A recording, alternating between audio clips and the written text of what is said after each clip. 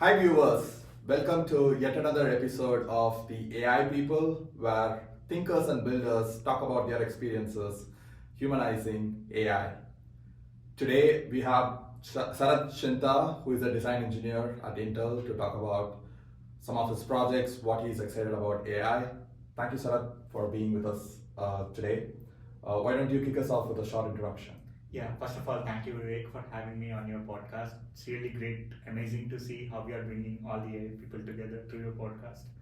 Yeah, thanks for that. So, about myself, I currently work at Intel. So, I work with the team that develops latest technology CPUs for Intel. And I was very excited to be a small part of the big thing that's going on there. That's great to hear. Why don't we start at a high level? I know AI has been here for a while, but generative AI is relatively new. Do you think generative AI is worth a hype? If you had asked me this question in 2010 2014, I would have said no, it's not worth the hype, because that time there are many entrepreneurs who are aiming at AI, but they were like very less funding that's available.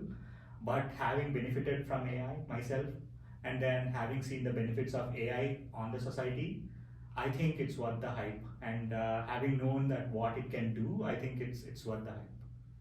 That's great to hear. So, where do you see AI having real world applications as of today? Oh, yeah. As of today, I think as we speak, it's rapidly advancing. So I think one specific area I could target was medicine, and the other was financial, the world of finance.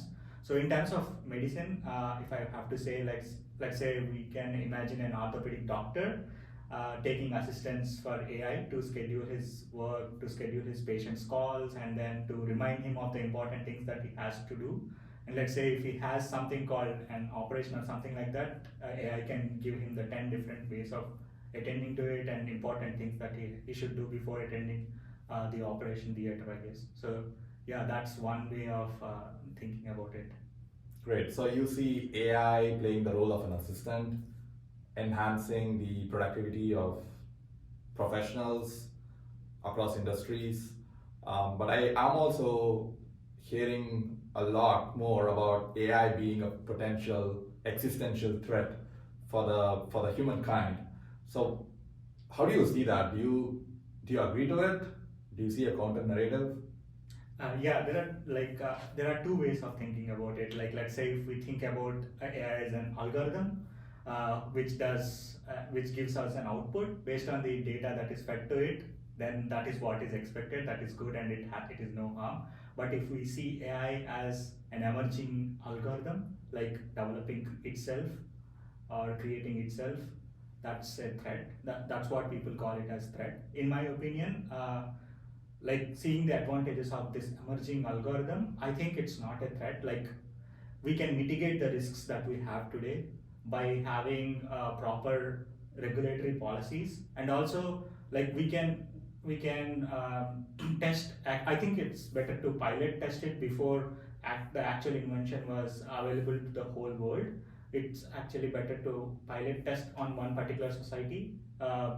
The reason is, like, it gives us flexibility to get the feedback from the society about its if it is a threat, or we can modify our regulatory policies on that invention. And the second thing was, it gives time for the society to adapt itself, because it's not only an advancement, but it takes some of the jobs to which the society has to get accustomed to, and the society also has to build upon the opportunities that this AI gives, right? So that's where it's helpful in both ways. Yeah. Nice. It seems like AI is an organism with a mind of its own that can evolve without the necessary guardrails, without a proper regulatory framework, without understanding the implications for the society.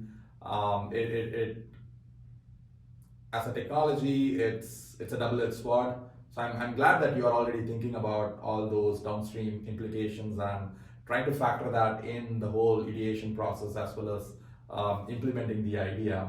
So talking about that, I would like to know what you're working on.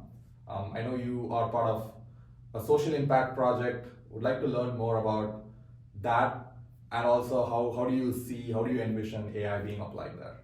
So, yeah, like I may not be able to tell about the whole project in the sense, but there's one thing I have noticed where AI can be actually helpful in the venture capital industry, because we are dealing with a project to attract diverse VC fund managers to invest in diverse startups, like to develop these minority groups. We are aiming at attracting diverse fund managers.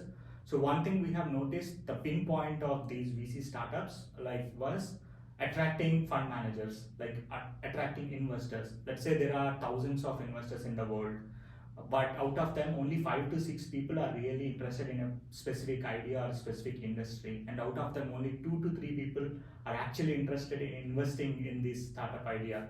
So that's where people are like reaching out to these 1,000 people, like wasting their efforts and time, which can be spent elsewhere, very uh, to um, to kind of enhance their ideas, etc. But but here is where I see that AI can help, like generative AI can help.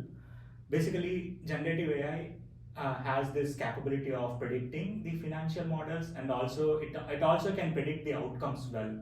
So that's where if we can feed generative AI the data input from these the behavioral patterns of all these venture capitalists, and then where they invest and how much break-even value they expect and what's their break-even point, like in terms of length of years, and we can predict an outcome such that if they are really interested in the target based on the idea that we have and the financials that we have, then it would be a great matchmaking application where the startups can only focus on the venture capitalists who are really interested about the project, and then yeah, it will be a great ecosystem, I guess, all together.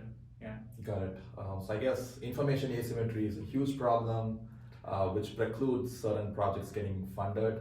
Um, so it's a win-win for both the investing community as well as for entrepreneurs, and especially fundraising is not easy for the entrepreneurs to be able to meet the right set of people at the right time to ensure that they have the resources to execute on the idea. And for investors, again, the search process is expensive. Um, they have finite resources to bet on a thematic investment, and getting the investment right is going to be absolutely crucial for the sustenance of the venture capital firm or an investment firm. So I really like how you're tackling the problem on both sides, with AI right in the middle, solving a lot of challenges for both parties.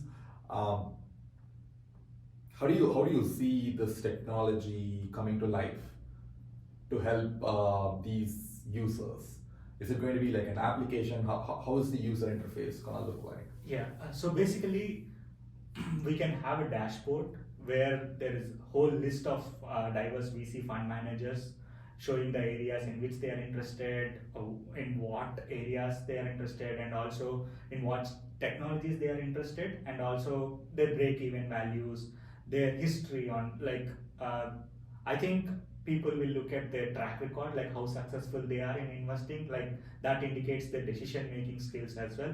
So we can have those all variables in a dashboard, and then we can simply create an app saying that, hey, this is my input, like this is the technology I'm working on, this is the industry I'm working on, this is my target area, these are my target customers, this is my minimum amount of check that I need to have a series A funding or series B funding or an exit level funding.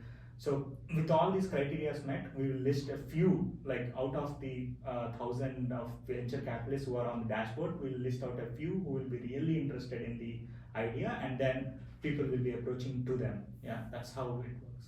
Nice. So it's more of a predictive algorithm, which could also have some generative features like you were talking about. So that is, I think, how companies should approach AI, because I strongly believe 80% of AI is still going to be traditional machine learning based models driving decision making, and the rest 20% is going to be enhancements brought to these applications. by generative AI models, right? So thanks, Sarat, for sharing all your insights. If you were to share advice to fellow thinkers and builders of AI, what would that be? Yeah, I would say be bold, be innovative, be responsible. Like yeah, now we are in a rat race of getting our inventions first to the market, but at the same time we have to be responsible so that we know the implications of our innovations. Yeah. Fantastic. Thank you so much, Sarat, for taking the time. Pleasure to have you on the show. Thank you so much. Thank you. How do you?